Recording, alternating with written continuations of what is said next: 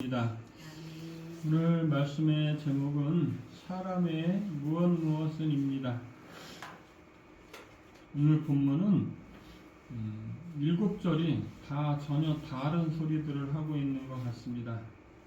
그러나 이 7절의 본문의 내용은 인생이 살아가는 동안에 있어지는 많은 일들에 대한 표현이고요.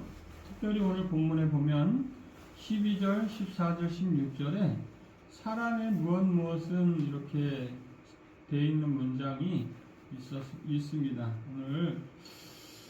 오늘 본문은 사람에 대해서 사람은 어떤 존재이고 그리고 어떻게 살아가는 그런 것들인지에 대해서 말하고 있습니다. 오늘 본문을 통해서 이 땅에서 우리가 인생으로 살아가는 동안에 가져야 할 지혜나 또 삶의 방법 이런 것들에 대한 지혜를 얻으실 수 있기를 축복합니다. 11절은 이렇게 시작합니다. 부자의 재물은 그의 견고한 성이라 그가 높은 성벽같이 여기느니라. 부자의 재물은 뭐라고요? 견고한 성이래요. 누구한테? 부자한테. 그가 높은 성벽같이 여기느니라. 부유한 사람들은 무엇을 의지합니까? 자기의 재물을 의지하겠죠, 그죠? 네. 근데 부자들도 다 그렇지는 않을 거라고 믿습니다. 왜요? 부자들 중에도 분명히 하나님이 선택하신 사람들이 있을 것이기 때문이에요. 근데 이제 그 사람들은 재물을 어떻게 쓸까요? 그들을 재물을 의지하지 않을 거예요. 그죠? 재물을 의지하지 않고 재물을 선한 데 사용하겠죠. 그것이 바로 물질관에 대한 말씀인 것 같습니다. 오늘 부자의 재물은 그의 견고한 성이라 그가 높은 성벽같이 여기느니라 했을 때 여기에서 우리는 물질을 대하는 우리들의 자세를 결정할 수 있어야 될 줄로 믿습니다. 높은 성벽같이 여긴다. 그 말은 어떤 침입자들도 막아낼 수 있을 것 같은 그렇게 생각한다는 것인데 우리들은 무엇을 그렇게 여겨야 되냐면 하나님을 그렇게 여겨야 됩니다. 하나님만이 우리의 방패가 되시고요. 하나님만이 우리의 산성이 되시는 줄을 믿습니다. 우리는 그래서 물질을 초월한 사람들이에요. 물질이 필요 없는 게 아니라 물질이 우리를 주관하는 게 아니라 우리가 물질을 다스리는 존재인 거죠. 이것이 오늘 물질에 대한 우리들의 관념이 되어야 할 줄로 믿습니다. 어떤 분들은 그렇게 말해요. 예수님이 그렇게 말했잖니? 뭐라고 말했다고요? 부자가 하나님 나라 가기 진짜 어려워. 그러니까 부자는 하나님 나라에 못 갈 확률이 높으니까 그냥 평민으로 살아. 이렇게 얘기합니다. 여러분들은 어떻게 보십니까? 그 말이 맞다고 보십니까? 저는 그렇게 생각하지 않습니다. 왜냐하면 하나님이 부를 주시기로 작정한 사람인데 그렇게 생각하면 이상하잖아요. 하나님이 물질을 내가 너에게는 물질을 이만큼 줄 거야 이렇게 하셨는데 물질을 주고 안 주고가 누구의 손에 달렸습니까? 하나님의 손에 달렸습니다. 마치 뭐랑 되게 똑같냐면요. 생명을 주시는 분이 하나님의 손에 달려있는 거랑 같아요. 그래서 물질의 주권을 하나님께 드리는 거예요. 즉 예수님이 말씀하셨던 말씀의 핵심은 바로 물질을 의지하거나 그것에 나의 산성으로 삼거나 이렇게 하는 게 아니라 그거를 선용해서 하나님의 뜻대로 사용하도록 하는 게 목적이셨던 거죠. 거기 그 사람들도 어떻게 해요? 예수님도 말씀하셨잖아요. 너의 물질을 다 팔아서 다 나눠주라고 이렇게. 나눠주는데 아무한테나 나눠주라고 하셨습니까? 그렇지 않아요. 그렇습니다. 재물에 대해서 우리는 분명한 가치관을 가지고 있어야 돼요.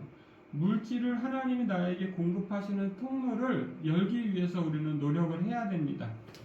그리고 그것을 통해서 하나님께 영광을 드러낼 수 있어요. 하나님의 영광을. 그런 길들을 우리는 걸어야 되는 거예요.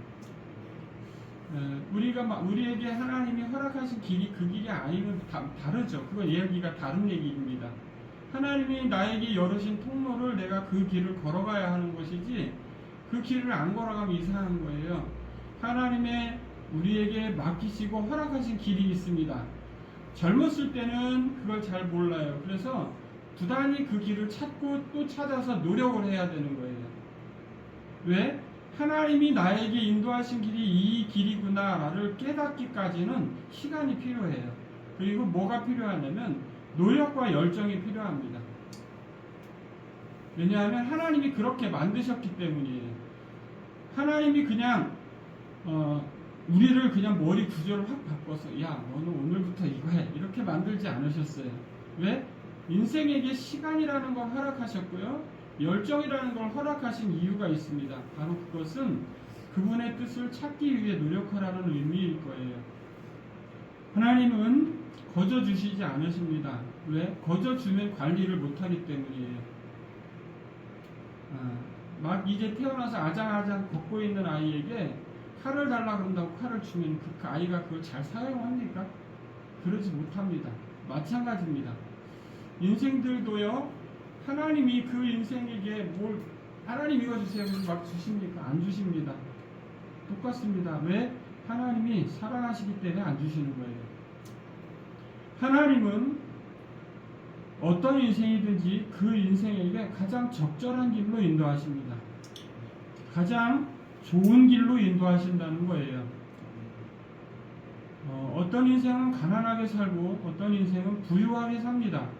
근데요, 가난하게 사는 것도 부유하게 사는 것도 그 속에서 하나님을 발견하고 하나님과 함께 산다면 그것으로서 충분한 겁니다.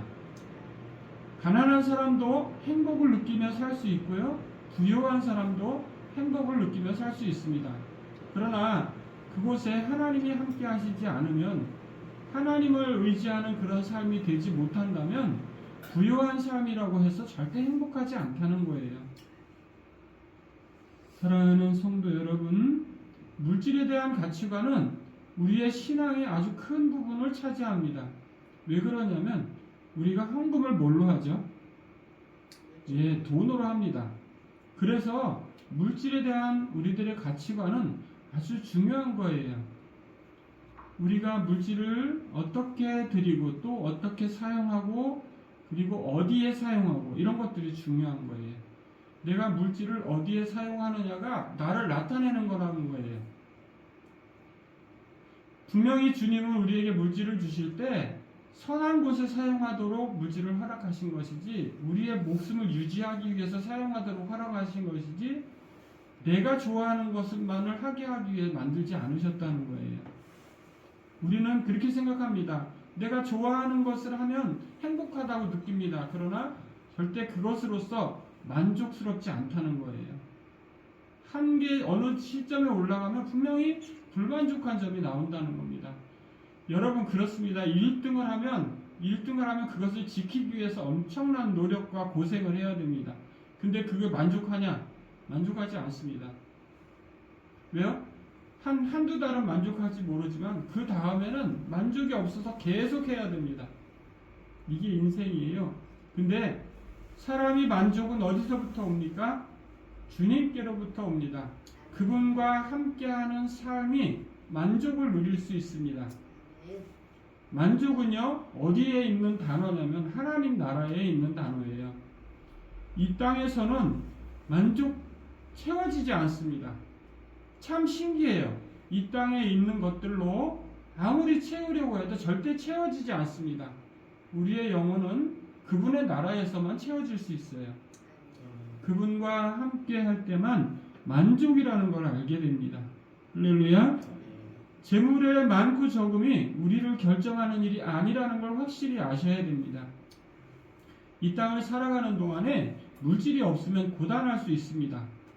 또 고생스러울 수 있습니다. 그러나 그것이 우리를 어떤 사람인지, 내가 어떤 사람인지를 결정하는 요인은 아니라는 거예요. 분명하게 이러한 가치관을 가지셔야 될 줄로 믿습니다. 재물을 성벽으로 여기는 이 부자는 누구와 같은 사람이냐면 부자 나사로와 같은 사람인 거예요. 누구와 같아야 되면 성벽으로 여겨야 될 것은 온전히 하나님 그분뿐이신 줄로 믿습니다. 오늘 12절은 이렇게 말합니다. 사람의 마음의 교만은 멸망의 선봉이요 겸손은 존귀의 길잡이니라 이렇게 되어 있습니다. 여러분 교만이 도대체 어떤 요소입니까? 네, 교만은 어떤 걸 말하는 거예요? 여러분들이 아는 교만은 어떤 겁니까? 네, 우리는 흔히 이렇게 생각합니다. 잘난 척하는 거. 또 이렇게 생각합니다. 자기를 남보다 높게 생각하는 거. 또 교만을 뭐라고 생각하냐면요. 남을 깔보는 거. 이런 걸 교만이라고 생각합니다. 근데 진짜 교만은 뭐냐면요. 예수님 안 믿는 게 교만이에요. 왜 그러냐면 그 뒤에 이어진 말 때문에 그렇습니다. 겸손은 존귀의 길잡이라고 되어 있죠. 이 땅에 존재하는 것들 중에 존귀한 존재는 딱 하나 있어요. 그게 뭐냐면 하나님을 경배하는 자들이에요. 할렐루야. 이게 존귀한 겁니다. 근데 존귀한 자리에 처해 있으면서 그 길을 모르면 참 미련한 거겠죠. 그죠? 그러니까 교만은 겸손의 반대말이기도 합니다. 그러니까 교만은 무엇을 가지고 척도를 재야 되냐면 하나님을 대하여 높아진 걸 가지고 재야 됩니다. 당연히 그렇기 때문에 교만하게 되면 멸망할 수밖에 없습니다. 할렐루야. 그래서 멸망의 선봉이라고 말한 거예요. 이 교만이라는 것은 우리가 생각하는 것처럼 잘난 척하거나 남들 앞에서 자기를 자랑하거나 이런 걸 의미하는 단어가 아니에요. 그런 것도 포함은 할 수 있겠지만 가장 중요한 교만의 척도는 하나님을 믿는지 안 믿는지예요. 마음속에서 예수님을 주로 영접하고 살아가는지, 내가 마음속에 주를 영접하고 살아간다면 말이죠. 이 사람은 겸손의 요소가 있는 겁니다. 교만은 어느 만큼의 부분들을 가지고 있다 할지라도 말이죠. 네. 완벽한 사람은 없습니다. 모든 사람은 죄인이라고 선포하고 있기 때문이죠. 오늘 본문도 마찬가지입니다. 우리들 안에는 어느 정도의 교만과 어느 정도의 겸손이 있을 거예요. 근데요, 하나님을 대하여 높아진 것은 반드시 멸망하게 되어 있습니다. 그러니까 우리들 가운데 어떤 그런 요소들이 있다면 철저하게 우리는 내려앉아야 될 줄로 믿습니다. 하나님보다 더 높은 자리에 있는 그 모든 것은 다 내려놓아야 돼요. 다 내려가야 됩니다. 심지어 나와 가장 가까운 사람들일지라도 결별할 수 있는 지혜가 있어야 돼요. 이게 겸손인 거예요. 하나님 때문에 내가 모든 걸 내려놓을 수 있는 것, 이게 겸손인 겁니다. 우리들은 흔히 겸손을 남들보다 낮은 자리에 처하려고 하는 것이라고 생각합니다. 남들보다 내가 뭔가 부족하다고 내가 이렇게 나타내는 것을 뜻한다고 생각합니다. 그러나 절대 그렇지 않아요. 겸손은 온유합니다. 그러나 겸손은 약하지 않습니다. 온유함은 절대 부드럽지만 절대 약한 게 아닙니다. 예. 겸손은 강합니다. 할렐루야. 교만이야말로 진짜 약한 거예요. 왜? 반드시 무너질 것이기 때문이죠.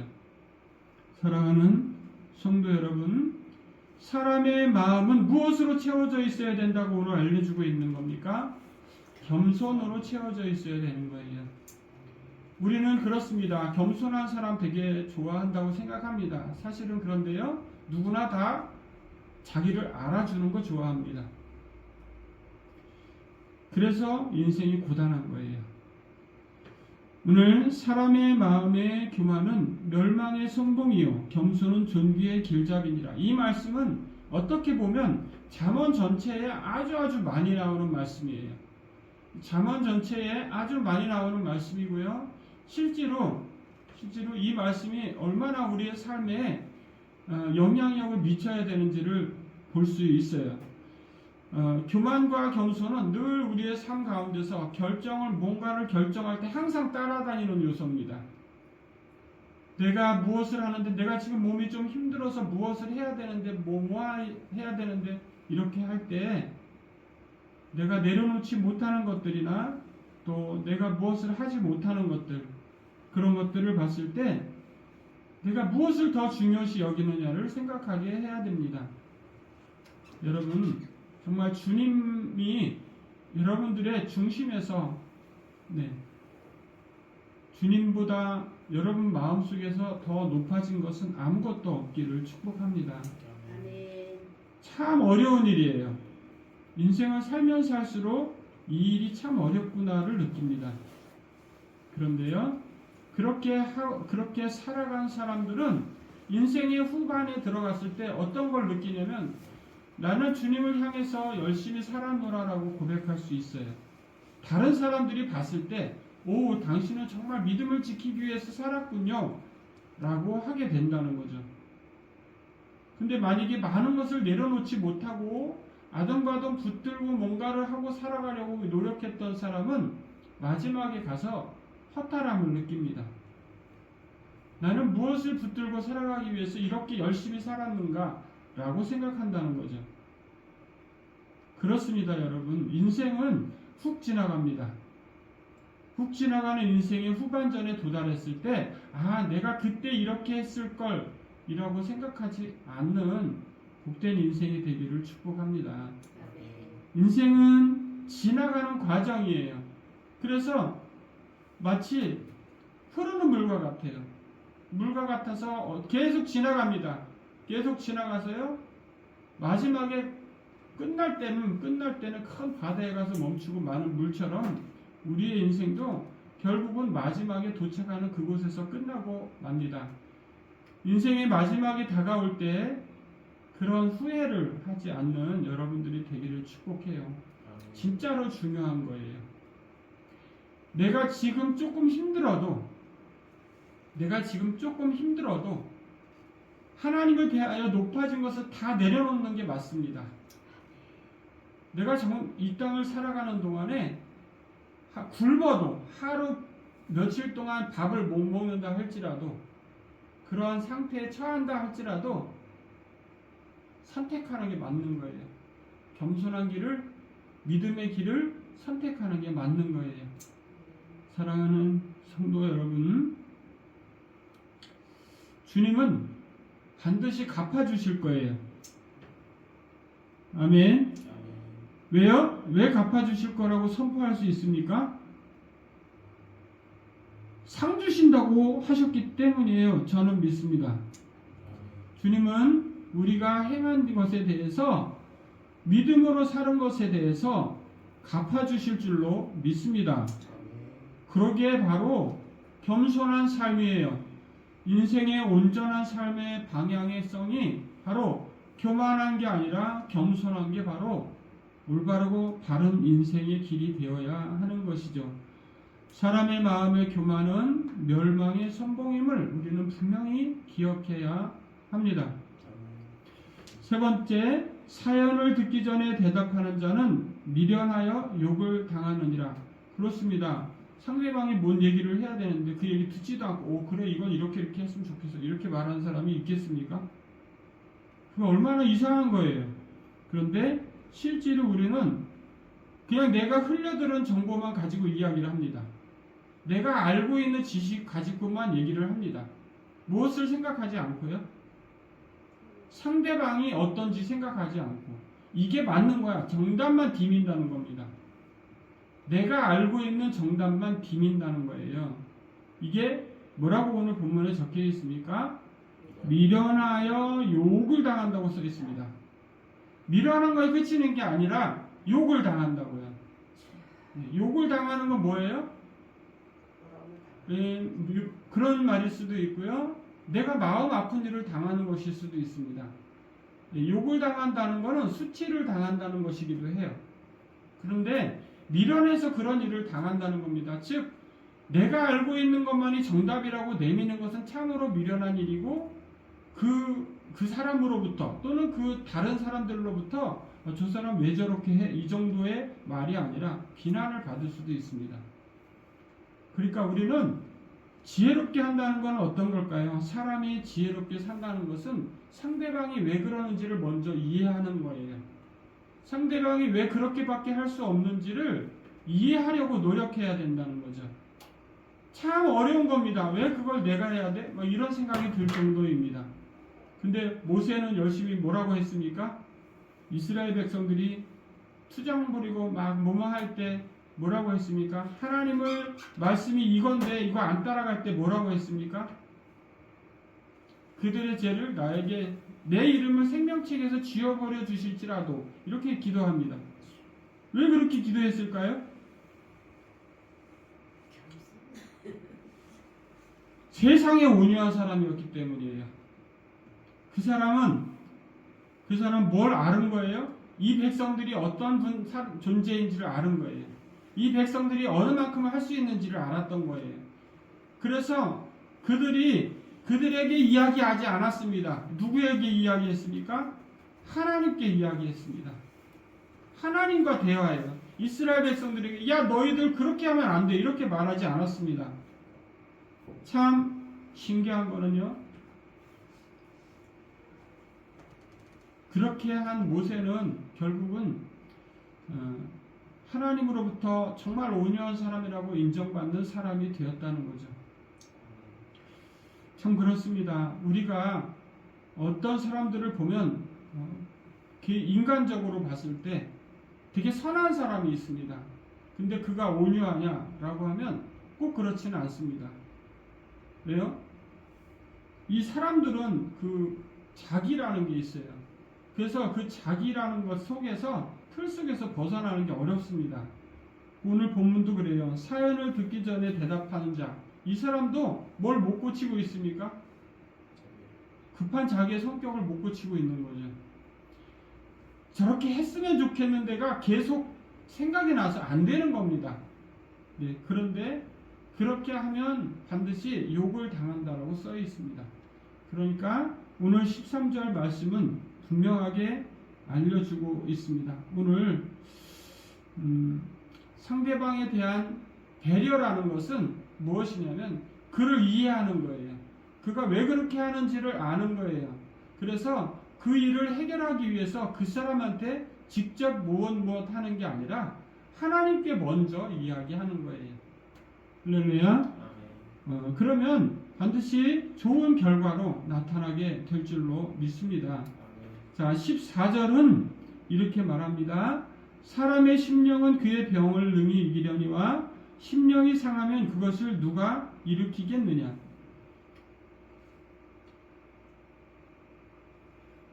그렇습니다. 사람의 심령은 그의 병을 능히 이기려니와 심령이 상하면 그것을 누가 일으키겠느냐. 심령이 상하면요. 그죠? 근데 진짜로 그렇습니다. 심령이 상하면 답이 없어요. 그런 경험이 혹시 여러분들 가운데 있을지 모르겠는데요. 신앙의 매너리즘에 빠지거나 또는 신앙이 뭔가 기도가 안 되거나 이런 것들을 경험해 보신 적이 있는지 모르겠어요. 말씀을 읽어도 아무런 감흥이나 뭐가 아무것도 없고 하나님이 나에게 만져주심 같은 걸 전혀 느낄 수 없는 그런 이상한 상황에 빠질 때가 있습니다.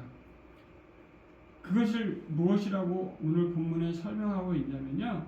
심령이 상하면이에요. 심령이 진짜로 상하면은 그렇게 될 수 있습니다. 기도도 안 되고 찬양도 안 되고 예배도 그냥 그렇고 뭐가 뭔지 모르겠고 그런 이상한 감정에 빠집니다. 여러분 오늘 심령이 상하면 아무도 못 일으킵니다. 누구만 할 수 있냐면요. 하나님만 할 수 있어요. 또 사람이 우리는 그렇게 생각합니다. 저 사람 충분히 믿음이 있는 것 같은데 어째서 교회도 안 나오고 또 일도 안 하고 이런 이상한 생각을 합니다. 사람들에 대해서 약간 판단 같은 거죠. 그렇게 하는데요. 그 사람이 교회나 예배에 나오지 않는 이유는요. 바로 심령이 상해서 그렇습니다. 근데 그 심령이 상한 이유를 찾는다면 아마 회복시킬 수 있겠죠. 이제 전도를 나가서 보면은요, 많은 사람들이 의외로 교회를 나갔었는데 안 나가는 사람들이 정말 많습니다.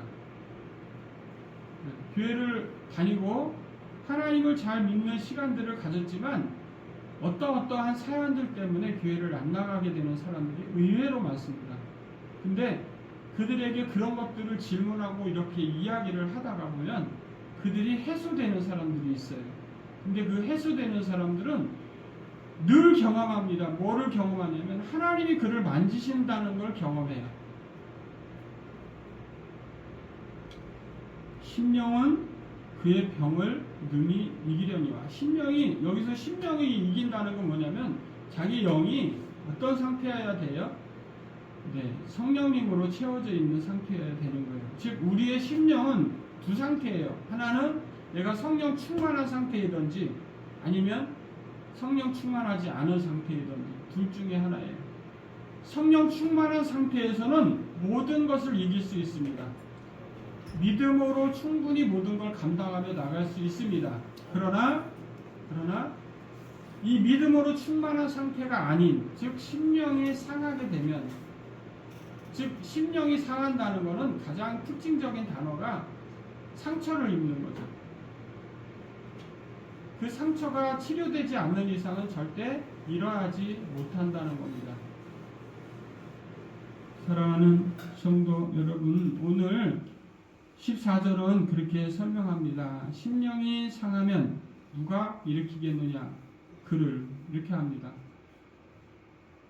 심령이 상한 것이 치유되기 전에는 그가 돌아올 수 없다는 걸 의미하기도 하고요. 그런데 그가 회복되는 과정은 하나님이 만지시는 거여야 된다는 겁니다.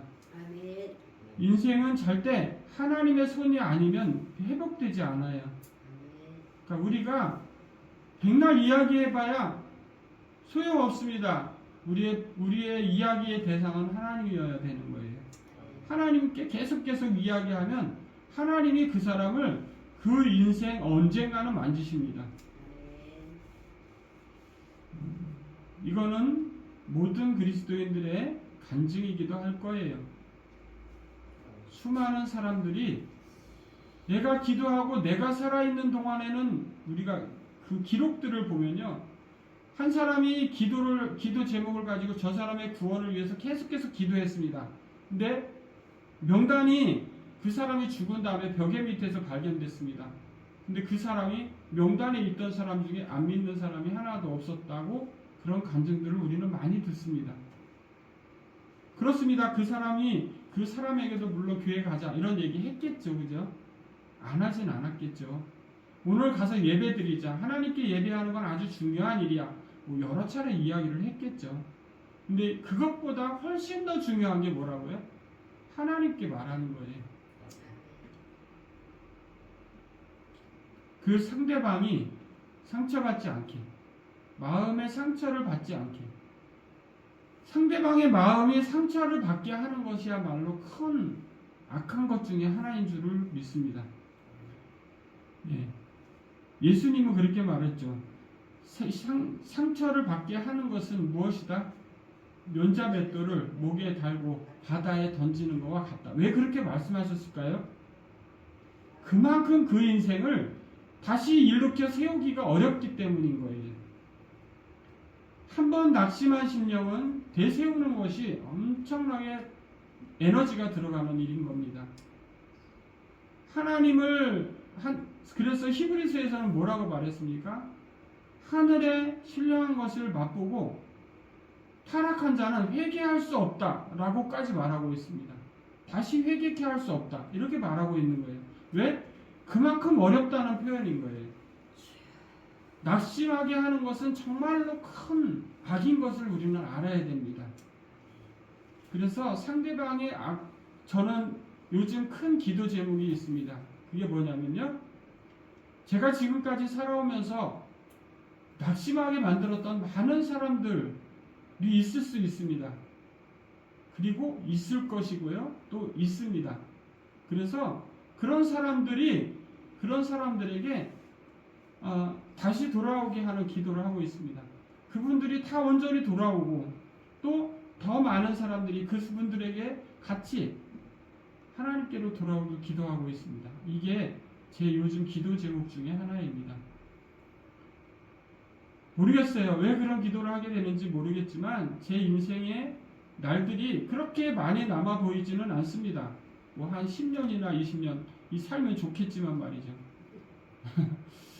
성도 여러분, 그렇습니다. 인생은 훅 지나갑니다. 그 지나가는 인생 동안에 상대방의 마음을 다치게 하는 것은 되게 중요한 일이에요.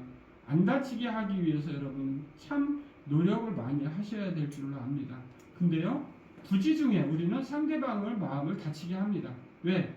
상대방이 내가 하는 말이 아플지 안 아플지를 생각을 잘 판단 안 하고 그냥 합니다. 근데요, 그렇게 그냥 평상시에 할 때는 그렇게 별로 마음 안 아픈데요, 신앙적인 얘기에 대해서는 엄청나게 상처를 받을 수 있습니다. 특히 그래서 저는 이 자리에 있기 때문에 더 많이 그런 걸 느낍니다. 그리고 미안합니다. 그리고 그런 생각, 그런 기도들을 하게 된 것 같습니다. 많은 사람들의 아프게 했던 그것들을 없애주기를 기도하고 있고요. 그들이 다시 신앙 가운데 온전히 돌아올 수 있기를. 또 혹시 모릅니다. 저 때문에 이단의 길로 빠지게 된 사람이 있을지도 모릅니다. 저는 그런 사람들을 위해서 기도하고 있습니다.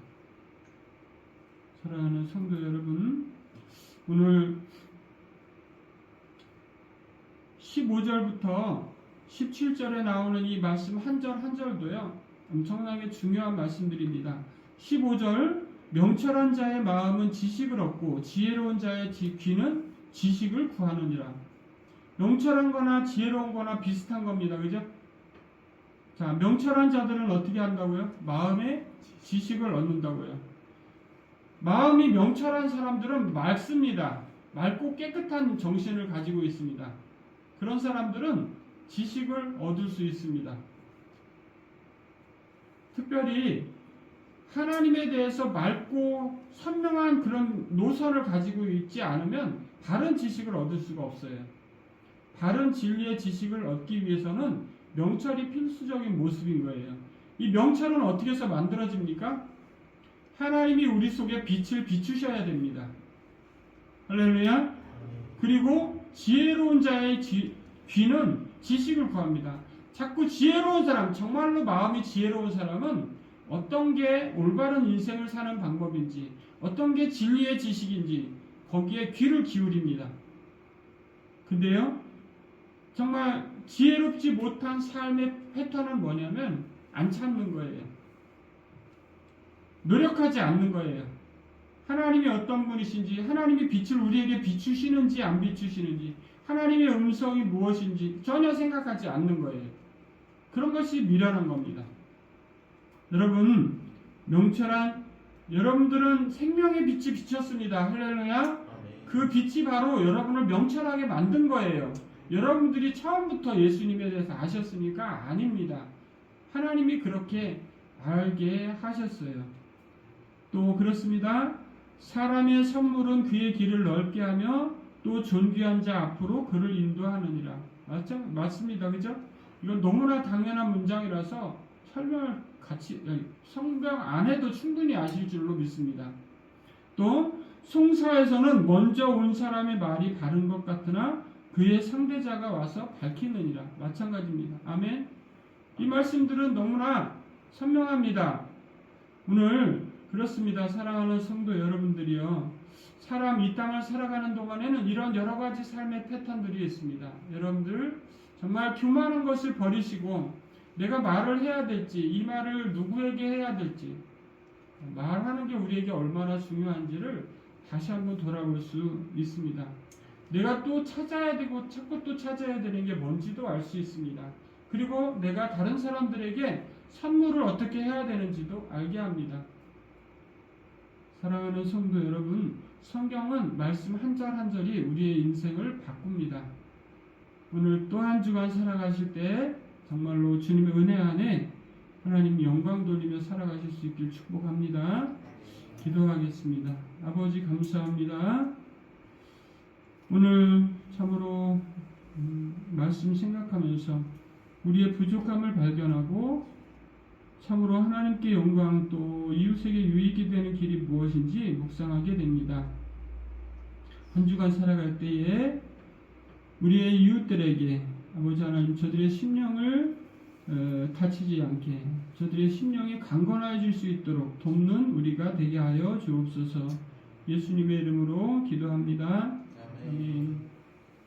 47장 드리면서 헌금하겠습니다.